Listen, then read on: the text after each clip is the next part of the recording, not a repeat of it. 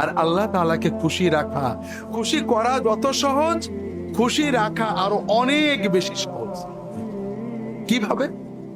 ও ভালো করে বুঝুন।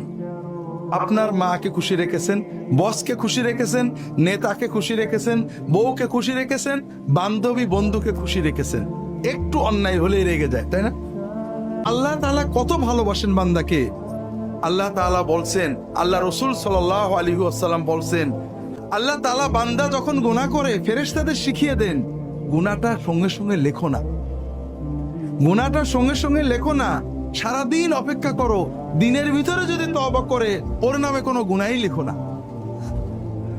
আল্লাহ তাআলা রাত্রি বেলায় হাত বাড়িয়ে দেন, বান্দাকে বলেন যে বান্দা দিনের বেলায় গুনাহ করেছো, এখন গভীর রাত, কাউকে লাগবে না, তুমি তওবা করো।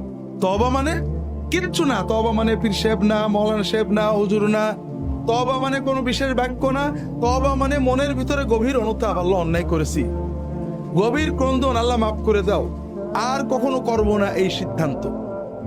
আল্লাহ বলেন, বান্দা আমি এই হাতটা বাড়িয়ে রেখেছি, রাতের গভীরে একাকী, কেউ জানবে না, তুমি একটু মনের সিদ্ধান্ত নাও, আমার কাছে ক্ষমা চাও, তোমার সব গুনাহ ক্ষমা করে দেওয়া।